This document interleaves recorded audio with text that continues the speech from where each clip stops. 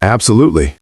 Here is a clean, continuous, no timestamps, no section breaks, straight recording-ready U.S. English historical documentary script written in a serious, immersive, premium narration style. You wake before the sun, but not because you are rested. You wake because your body can no longer ignore the cold. It has crept into the straw beneath you, into the rough wool laid across your shoulders, into your fingertips and knees and lower back. The darkness around you is not peaceful. It is dense, smoky, and stale with the smell of old ash, damp wood, unwashed cloth, and too many bodies sleeping too close together in too little space. The first thing you understand, before your eyes are even fully open, is that there is no comfort here waiting for you. There is only another day that must be survived. You are not in a castle. You are not in the charming medieval world of stained glass, roasted meats, and flickering banquet halls. You are a woman in a rural household during a famine winter, and your life is built almost entirely around scarcity. Scarcity of warmth, scarcity of food, scarcity of time, scarcity of rest. Every object in this room exists because someone needed it badly enough to make it, mend it, carry it, or save it from being lost. Every scrap of cloth, every piece of wood, every handful of grain, every half-broken tool, every vessel near the hearth is part of the fragile mathematics keeping this household alive. You sit up slowly and feel the heaviness in your bones. The floor beneath the straw is hard-packed earth. The walls around you are timber and daub, patched against the weather, but never truly sealed from it. The roof has held so far, but every storm makes people glance upward. A medieval house like yours is not designed for comfort. It is designed for endurance, and even then, only barely. Wind finds its way in, smoke hangs where it pleases, moisture lingers in corners. The cold settles into the structure itself until the house feels less like shelter and more like a thin agreement between your body and the season trying to kill it. The hearth is the center of everything, and this morning it is almost dead. Beneath a skin of gray ash, there is still a little life if you are careful enough to coax it back. You kneel in front of it, and the cold of the floor pushes up through your legs. Your hands are stiff and sore. The skin along your knuckles is cracked from the season, split in places where work and dry air and repeated washing with rough water have worn them open. You lean close and blow into the ash. A small orange point appears, then another. You feed it straw, then a few splinters of kindling, trying not to waste what little dry material remains. This is not just a morning chore. This is a negotiation with survival. If the fire does not catch, the room stays bitterly cold, water remains too hard to use, food cannot be warmed, and the day begins already at a loss. As the flame slowly takes hold, the household begins to wake around you. A child turns beneath a blanket and coughs. Someone else mutters in sleep. Another body shifts on the straw. There is no privacy in this world. Family life, if that is even the right phrase, happens in full view of everyone because there is nowhere else for it to happen. Love, illness, childbirth, grief, argument, hunger, and exhaustion all exist in one crowded room. In modern life, people often imagine hardship as dramatic and visible, but most of medieval suffering is repetitive and ordinary. It is not a single grand tragedy. It is the slow accumulation of small discomforts that never fully leave. There is no leisurely beginning to the day, because there is no such thing as spare time in winter famine. The moment the fire is breathing again, the room turns toward the question that controls every hour of your life. What can be eaten, and how little can be spent to keep people moving? Breakfast, if it can be called that, is likely some form of thin pottage. It may contain a little barley, perhaps some oats, maybe the last of a root vegetable cut small enough to make it seem like more. In a good year, this pot might have been thicker, richer, more satisfying. In a bad winter, it becomes mostly water, memory, and strategy. You stir the pot slowly and watch the surface move in the dim firelight. There is no abundance here. No one is choosing flavors. No one is asking what sounds good. Hunger in a famine winter is not always the dramatic agony people imagine. It is often quieter and crueler than that. It is the steady knowledge that your body has not had enough for weeks. It is weakness that never quite becomes collapse, but never leaves either.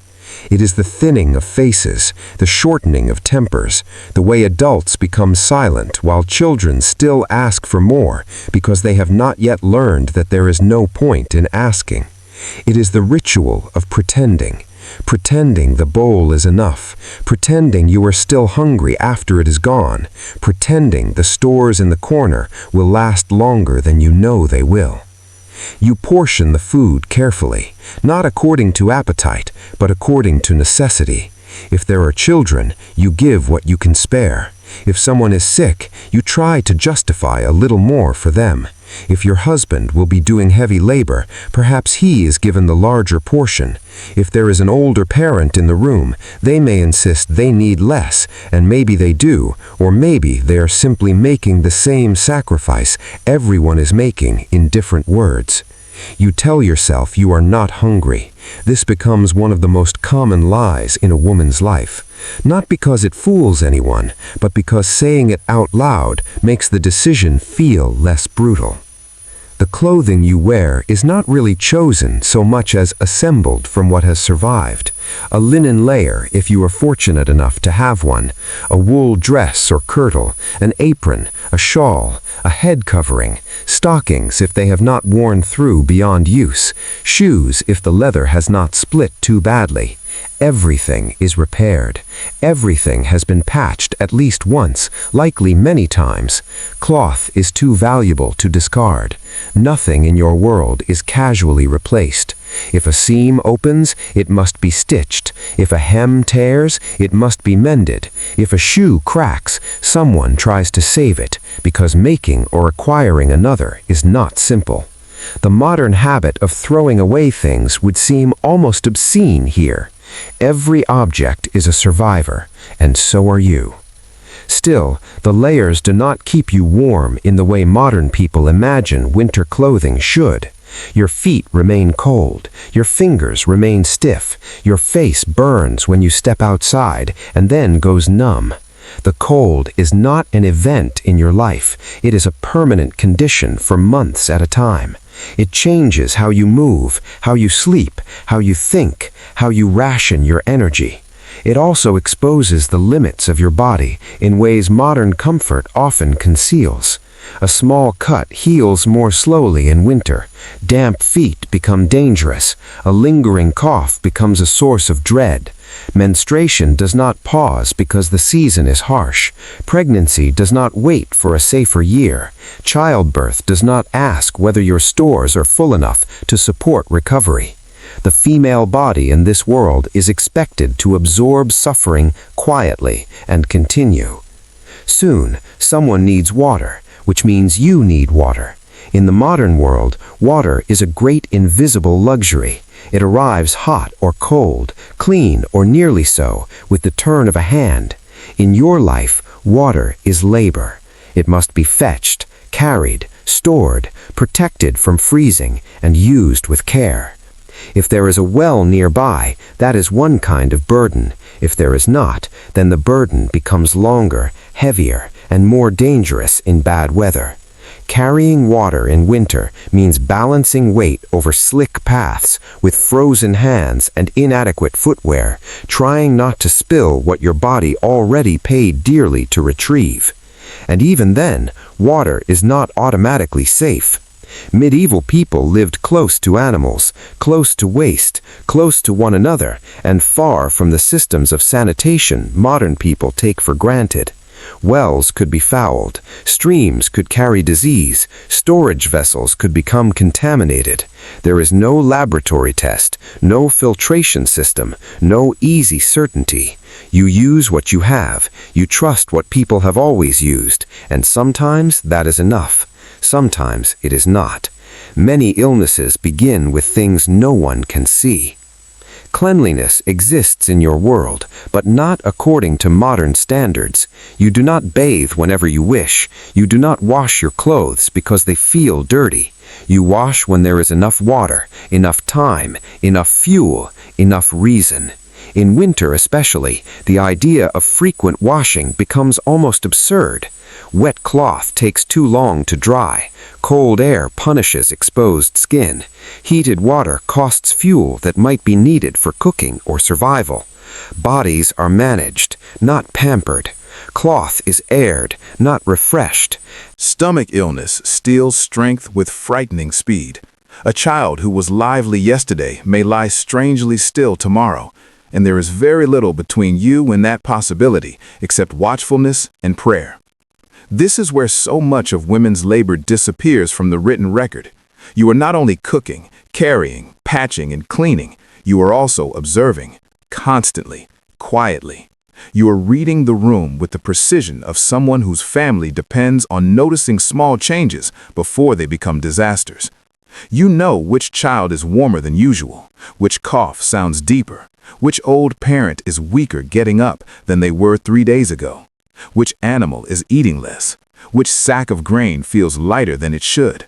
Which neighbor's face looks drawn in a way that suggests their household is suffering too? None of this appears in chronicles. None of it is commemorated in art. Yet this is the infrastructure of survival. Winter does not stop the work. It only changes its form. In warmer months, the labor of rural life spills into fields, paths, gardens, streams, and common land. In winter, much of it collapses inward, but it does not disappear. Grain still must be ground, food still must be stretched, clothing still must be mended, tools still must be repaired, fuel still must be found, split, stacked, and protected from damp. Bedding must be aired when possible. Leaks must be managed. Drafts must be blocked with whatever scraps can be spared. If there are animals, they still require care. A cow, if your household has one, is not simply an animal. It is stored value, milk, manure, future possibility. A chicken is eggs if it survives.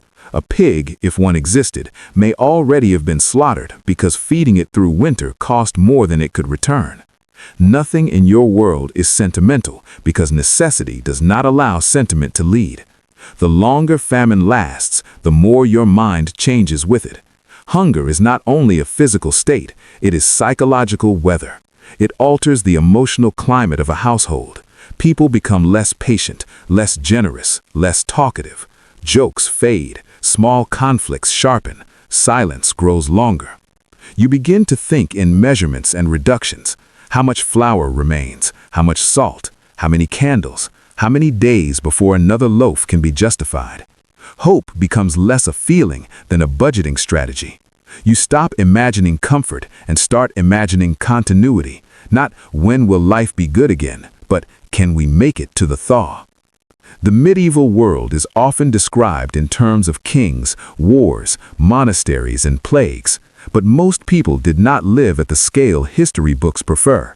They lived in rooms like this one, where the great drama of civilization came down to whether there would be enough grain left by the end of the month, whether the roof would hold through another storm, whether the child with the cough would wake stronger or weaker in the morning.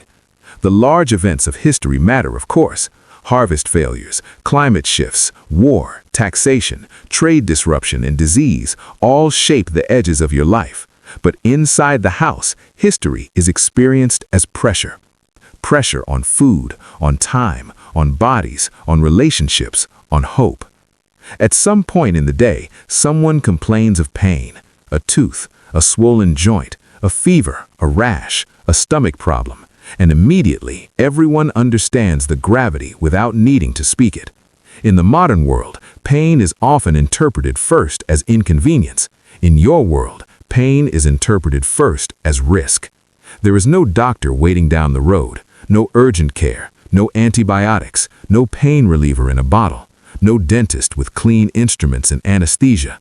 If a tooth turns bad, it can become unbearable. If a wound becomes infected, it can become fatal.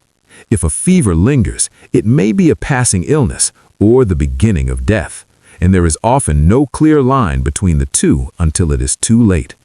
What you have instead is inherited knowledge, practical remedies, local healers if one can be reached, and the accumulated habits of people who have always had to survive without certainty. Some remedies genuinely help. Honey can soothe. Certain herbs can ease symptoms. Warmth, rest, and broth can preserve strength. Other remedies do little beyond making the sick and their caretakers feel less helpless. But helplessness is itself a kind of pain, so even ineffective remedies have a social purpose. They allow action in a world where waiting can feel unbearable. If you are married, your life is shaped by that bond in ways both practical and personal. Marriage in your world is not built primarily around self-fulfillment. It is labor, alliance, survival, expectation, and reproduction bound together under religion, custom, and social necessity. A kind husband can mean the difference between hardship and misery. An unkind one can make an already narrow life nearly intolerable. And if you are widowed, abandoned, or otherwise without male protection in a society that assumes women should be under someone's authority, your vulnerability sharply increases. Medieval womanhood is not one single universal experience, but for most ordinary women, freedom exists within very tight walls. Your body is also never entirely your own. Pregnancy is expected. Birth is expected. Fertility is not a private matter, but part of the household economy and the social order around you. Children mean future labor, inheritance, continuity, and status. But pregnancy is dangerous. Birth is dangerous. Bleeding is dangerous. Infection is dangerous. Recovery is uncertain and often brief because necessity does not care what your body has just survived. If you have recently given birth, there is no modern concept of protected postpartum recovery. There is only the question of how soon you can stand, how soon you can feed, how soon you can work again. The body may ask for gentleness. History often does not provide it. As afternoon fades, the light begins to go early. Winter days are short enough to feel almost insulting. It seems as if the world has barely begun before darkness starts reclaiming it. This matters more than a modern person might realize, because once the sun disappears, the practical range of your life shrinks dramatically. Light is expensive. Candles are valuable. Firelight is limited. Night is not simply atmospheric, it is restrictive. It tells the household when the visible world is over for the day, whether the work is finished or not. So everyone draws closer to the hearth again. The room contracts around the circle of warmth and light. A pot may be reheated if there is enough left to justify it. Someone mends clothing in poor light. Someone rubs aching hands. A child leans against an adult and drifts toward sleep. There may be stories, though not always. Tired people are not naturally entertaining. There may be prayer. There may be long stretches of silence broken only by the shifting of straw, the crack of wood, the low hiss of the fire, and the occasional cough from somewhere in the room. This is often the nearest thing to peace your day contains. And yet evening is also when worry becomes loudest. In the daylight, labor distracts you. At night, arithmetic returns. You begin to count again without wanting to. The sacks, the roots, the scraps of cured meat if there are any left, the wood pile, the candles, the remaining cloth, the amount of time between now and spring. You look at the people in the room and mentally calculate who is growing weaker, who is holding on, who might survive if the season breaks soon, and who may not if it does not. Famine does not always announce itself with spectacle. Sometimes it arrives as a slow moral injury, forcing households to think in terms no human being should ever have to think in. This is where faith often enters deepest because suffering without explanation is difficult for any society to endure. Religion offers structure, ritual, community, and a framework large enough to hold fear. If the harvest failed, perhaps it was a trial. If the winter is severe, perhaps it is punishment, or mystery, or simply the will of a God whose reasons cannot be fully known. Prayer cannot refill the grain stores, but it can organize despair into something more bearable. It can turn helpless waiting into action, however symbolic. It can make grief communal rather than solitary. In a world where so much remains beyond your control, meaning itself becomes a resource. Still, faith does not remove labor. It does not replace fuel. It does not cure infection.